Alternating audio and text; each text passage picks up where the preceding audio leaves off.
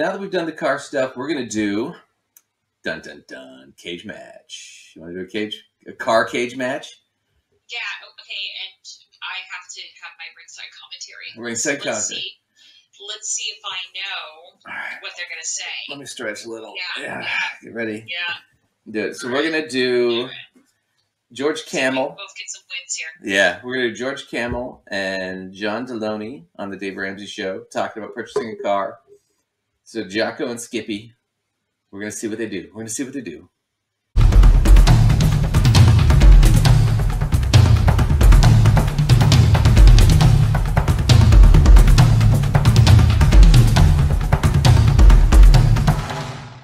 Do this.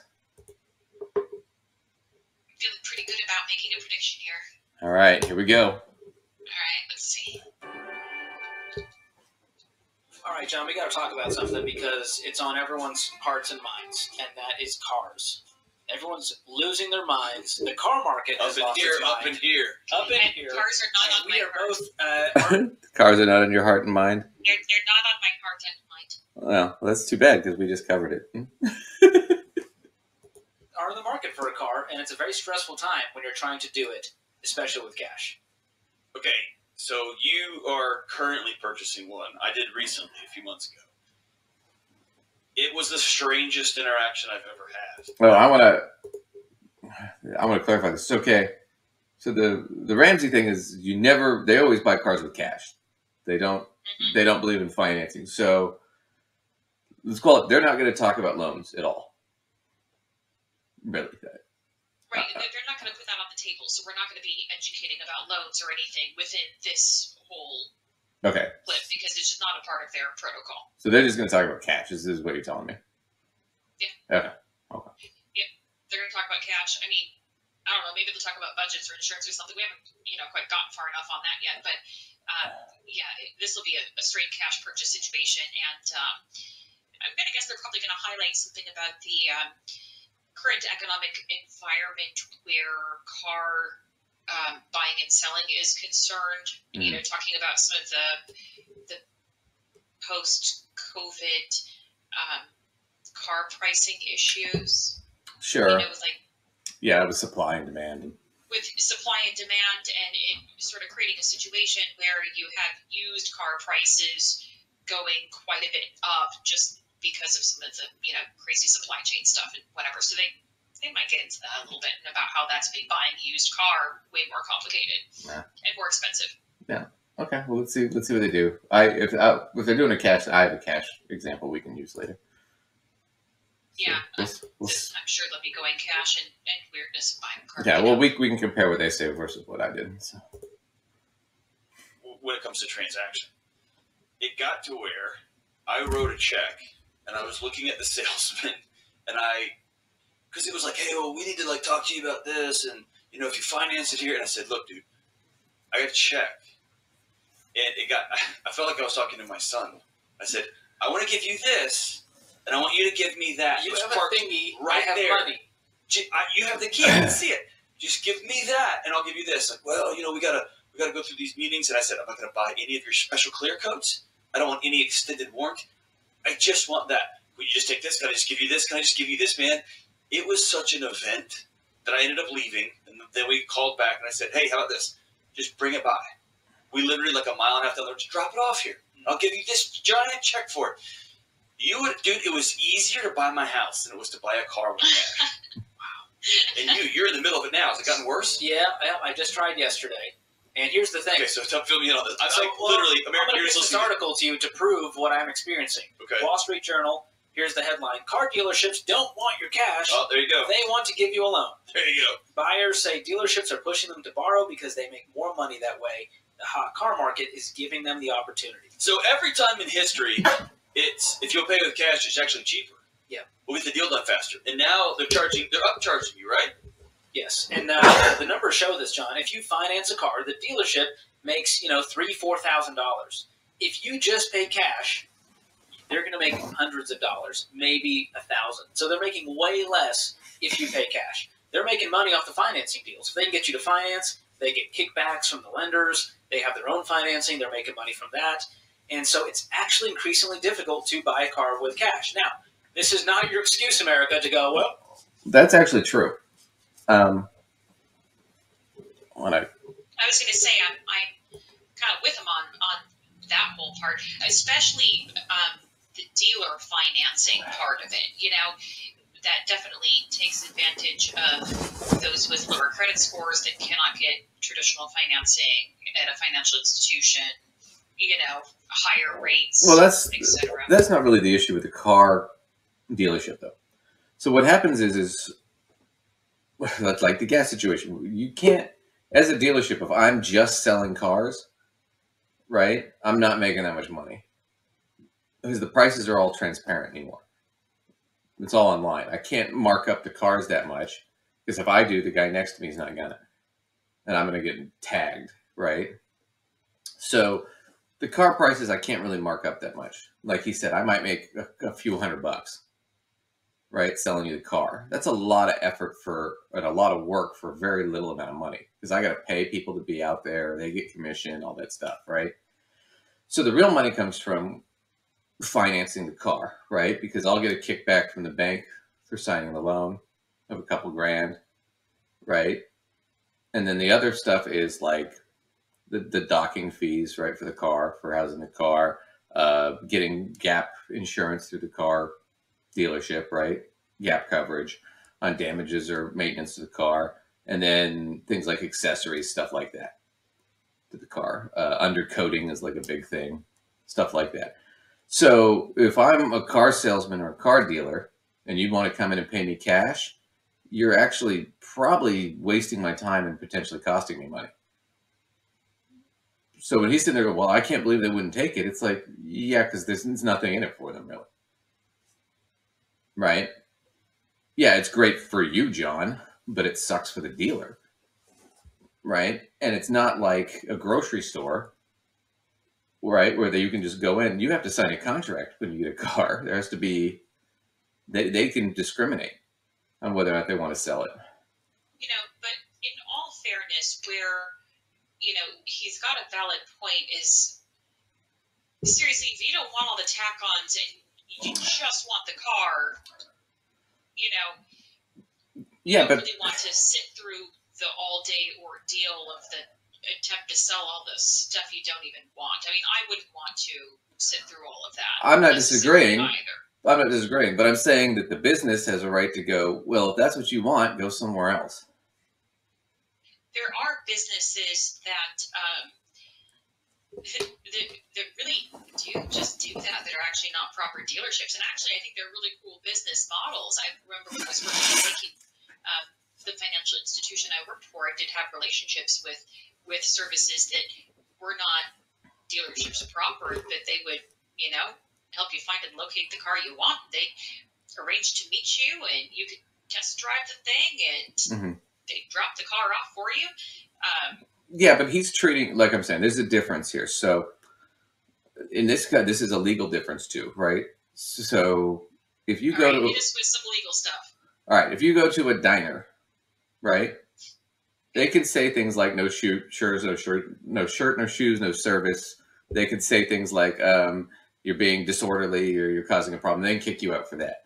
They cannot kick you out for being African American. They cannot kick you out for being a woman. They cannot kick you out for being gay, right? They legally required, because they're a storefront like that, to do that because they're selling a good at a fixed price.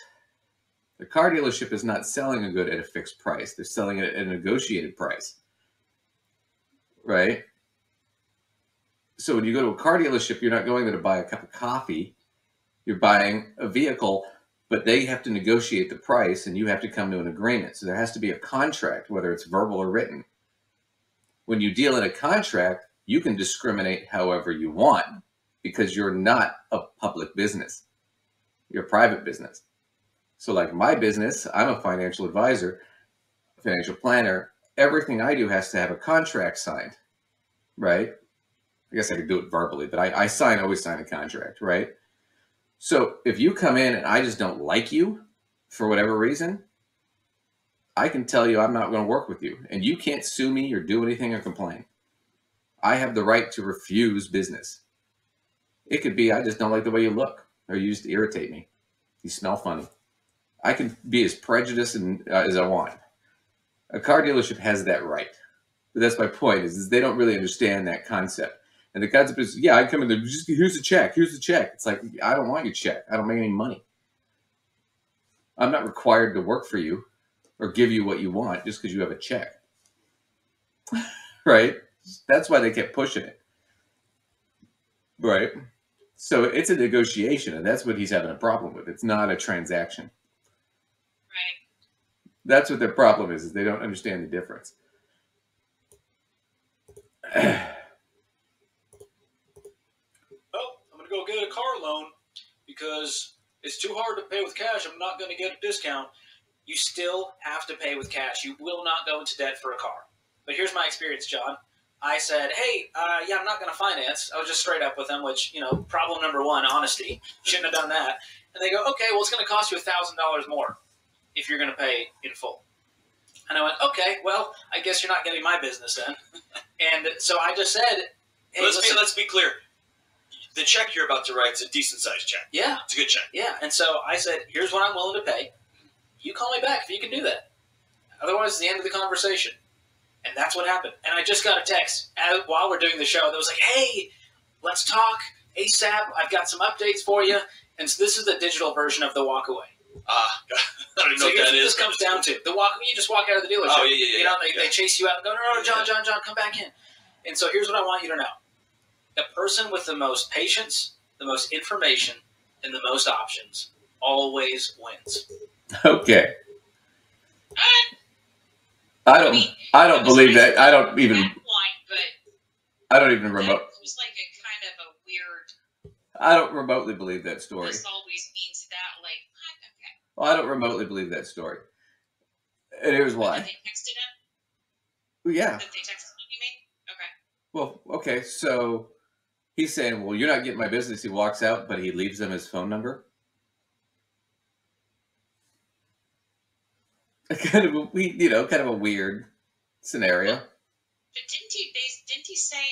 I thought he said that he told them. Call me if you change my mind. Do it for this.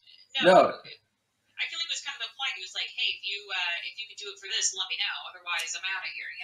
Well, he said, He said, I'm willing to pay you in cash. I'm not financing, right? And they said, well, we're going to charge you an extra $1,000 for that, which is not uncommon. That does happen. Usually it's more than that. I don't know. They're being generous in my mind, but yeah. We also don't know what price point the vehicle was at necessarily either. We know it was a sizable check. Sizable. That's what John Deloney said. That's what Jocko was saying. Sizable check. What you have to understand is that he's saying, well, it comes down to who needs it more, right? Does the car dealership really need to sell that car at a $300 or $400 markup and get nothing else but the $300 or $400? Do they really need to unload the car that bad? Maybe, maybe not. I would doubt it. Right? It's not that much money in comparison to wait for the next guy where we can get a $3,000 to $4,000 markup. Well, not markup, but we can get the kickback from the bank and maybe get some of the accessories and other stuff. Why would I sell it to that guy? Especially when more than half of people finance anyway. Right. So the idea that, yeah, he left it. Oh, and I just got a text just right now, just like a minute ago, and they want me to come back. How did they get your phone number? You walked in, you gave them your phone number? He doesn't. I mean, it's just a weird. You're going to give a car salesman your phone number. It's just a weird thing to me. Like, that's why I don't believe this story. It's just there's so many holes. I mean, this guy wouldn't last 2 minutes in an interrogation, I swear. I mean, I think he maybe did give him the phone number. I'm feeling he like might I'm have. interpreting this story differently. I'm feeling like I don't believe it. I'm just saying I don't. Like the part where he said, I have no idea whether I think the dealer actually texted him or not, or the salesman texted him or not, but I do think it seems possible that he was like, listen, I'm not financing. This is what I'm willing to pay for this in cash. And if you can do it, that's cool. Well, if you're willing to, Here's yeah. my number.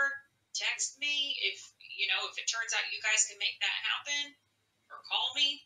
Otherwise, I'm out because that's what I can do. I think that's possible. Well, but he played it off.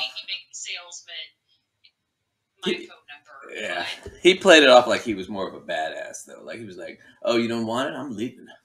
Oh, I'm going this way." It was like getting into like the walk away, you know? Yeah, it's the walk. I don't need you, but here's my phone number. That's not a walk away. It's like, wait, is there like a walk away / pickup sort of thing that happens? Because it's kind of like that sort of thing. Like, I'm going to do the walk away, but here's my number. It's like the half break. It's like the half breakup lead on. It's like, we just can't be together. Blam, doors closed right now. Ooh, maybe later. Right. Right now? Yeah. Right now? I don't know. I don't buy the story, but maybe it's true. I don't know. Too many holes for me. In any spending decision, when you're not desperate, you can make a better decision. When you have options, you can make a better decision. When you're willing to walk out the door. Yes. So, but once again, we're assuming the car dealership doesn't have any options, which is where I don't buy this. Hey, you guys, do your research. There's so many avenues online to research the exact car you want. You will know more than the dealership does about that car by the time you walk in there. Number two, I want you to make sure that you know the exact value of your trade-in. And here's the thing. If you've got a trade-in, appraise it before you get the out-the-door price. See, I'm like you. I'm like, hey, it's a cash deal. I'm going to walk out today with this car. I've already driven it a long house. Can we just not play it? Yes, they do the four square, and they go, we can get your payments down to whatever you want. Yeah, I'm not really that kind of guy. No. It's cool. So here's what I want you to do. Go in with a cashier's check, maybe a little bit below the asking price. Here's what I want. Okay. Well, at least I got to the point here I wanted. So, go in with a cashier's check. We don't want to play the game. They don't understand how a dealership works. Right? So it's kind of funny to me. So I feel like they need to be just using one of those services like what I described, rather than going to a dealership anyway. Go to Carfax, dude. If you're going to be this way, go to Carfax. That business, they'll just give it to you for whatever. Right. Yeah, one of those businesses where it's volume. They don't. I'm talking about where they basically coordinate via email, and the consumer already basically knows what type of car they want, and the person, that business just like finds it and drops it off for them. Right. Like, do that. And they're just doing it by volume anyway, as opposed. That's what they want. These are not. These guys do. These guys are not guys shopping at Nordstrom's. They're shopping at Walmart for their clothes. Because at Nordstrom's, you're going to be there a while. You're going to have to deal with the salesperson. You're going to have to get shit tailored. Walmart, you can just pull it off the rack and take it to the register. That's what they want. So, that's cool. I'm down with that. That's fine. I'm just saying. It's all fine. They're just shopping at the wrong place for it. All right. So just to clarify, here's what they like. Just take a cashier's check and go there and just be a dick until they give you a car. It's kind of their. Correct me if I'm wrong. That's kind of what I got. Was just be obstinate until they give you the car, and if they don't give you the car, then go somewhere else and just keep doing that. But do your research, and that was kind of their strategy. I mean. Yeah, it kind of seems like it was. I don't know if I consider it to be much of a dickhead thing. Not a dick. Just be obstinate. Because quite frankly, I'm with them on that. If I don't want tack-ons of something, like when I'm at the movie theater, like I know it's only a quarter more for the large, but like I seriously am never gonna eat all that popcorn. So like I don't want it, And so if they don't want to go through all this stuff because they really don't want all the tack-ons, then I get that. Yeah. Well, I skimmed through the Wall Street Journal article they were quoting, and it's mostly it was this couple guys who were seniors that were trying to buy in cash, and they felt like they got kind of bullied into this and robbed, and they probably did. I'm not going to knock it. It does happen. I mean, that's why car salesmen have a bad rap. Bad rap. It's entirely possible. No, but there was this one guy who did this, and he did this. This is a lot of what people that flip cars or do this kind of stuff will recommend when dealing with car dealerships. And he got it. he took the loan, but it didn't have any early payment penalties on the loan. So he just paid off the loan within like 15 or 20 days. But for taking the loan, they knocked an extra $1,000 off the car. So he ended up being plus another $1,000. So, okay, Duncan, before we even go on here, let's pause and use this moment as a strategy moment. Sure. Whether it's a car loan or any other loan, when you are getting into a loan situation, finding out if paying something off early translates into any sort of penalty is really important to do, because it changes your strategy. And Duncan and I don't always see eye to eye on the whether you should pay something off or just keep making the payment or whatever. We're not always in total agreement. But regardless of which strategy you're taking, you definitely want to know if there's a penalty involved, because it might change things for you. Yes. Our number one mission statement philosophy is make sure you know the options. We're not here to tell you this is right or this is wrong. We just want to tell you these are what the options are. You got to figure out what you want to do. And to understand the options. And the risks. We don't want people to get bamboozled, not realizing what it was they were getting into, you know? Right. So here would be my alternate strategy if I were John or George, you know, Jocko or Skippy. If I were them and I'm going to buy a car in cash and I don't want to take out any loans or financing and I don't want to pay any extra fees or anything, right? I would not go there with a cashier's check. I wouldn't say anything about I want to pay in cash. I would go there and talk. Well, okay, we'll flip this. Lacey is me now in this scenario. I'm the car salesman. Lacey's buying the car. She doesn't want to. She wants to pay in cash. She doesn't want to pay any fees. She doesn't want to pay any accessories, Gap, the undercoat, the undercoat stuff. She doesn't want any of that. I just want the car for the money. That's it. Just like them. Right? All right. So she comes to me. I'm the car salesman. I'm like, you know, I do the schmooze. We test drive, blah, blah, blah. She likes the car. Cars. I have a car example here. So this car is $45,000 is the retail. But I'm like, oh, okay, well, but we have great financing and blah, blah, blah. And Lacey says, okay, well, you know, no, Lacey doesn't say anything. She says, oh, okay, well, let's talk about that, blah, blah, blah. She says, well, you know, 45 is a lot, you know, I could probably afford 40 would probably be better for me. And I'm like, you know, let me talk to my manager and do that whole spiel. And then come back, oh, we can do 40. Yeah. This is the financing kind of stuff and da-da-da-da-da. Then she's going to come talk to the financing guy, right? And this is what she's going to do. When she goes to the financing person is going to say, all right, Lacey, the retail price is $45,000. You negotiate it for 40. So 40 is what you're paying for the car. All right? You're going to pay whatever the tax is. I didn't factor in the tax here, but because I live in Oregon, so we don't usually do tax. But whatever the sales tax is, blah, blah, blah. But we'll skip that for now. Fees for the docking fees and other stuff for the car, that's going to be $1,000. And then I'm going to tell her, okay, and the Gap coverage of the car is going to be $500, and the accessory is going to be another $500. So I just made up numbers here. So the total is $42,000 that you're financing on the car, right? And Lacey's going to go, well, whoa, wait. I don't want to pay the fees. I want to pay zero. And I'm going to be like, well, but Lace, the problem is I have to charge you the fees. I'm kind of required to. Under the, not just policy, but sometimes the law of the state requires that I charge the fee. Then Lacey's going to go, okay, well then charge me the fee of $1,000, right? But knock it off the negotiated price. So negotiate me down to 39, but then still charge me the fee, right? So she paid zero of the fee, but she got the 39. So now she's got the extra money there.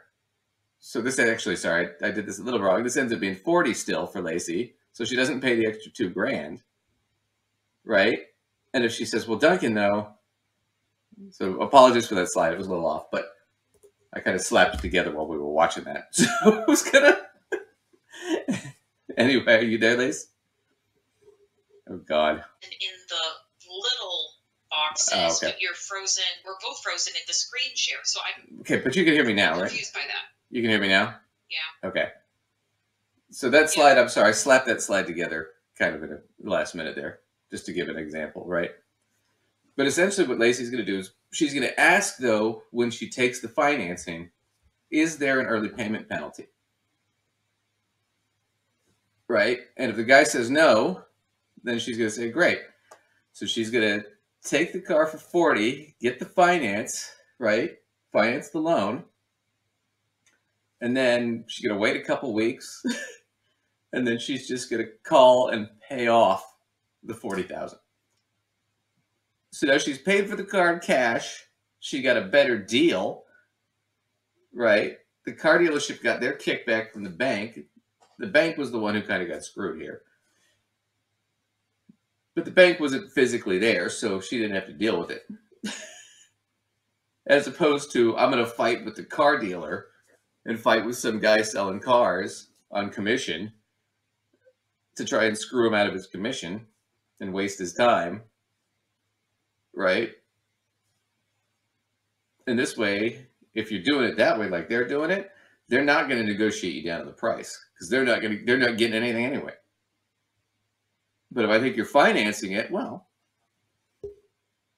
it's worth it to me to negotiate it down. I'm not gonna lie, Duncan.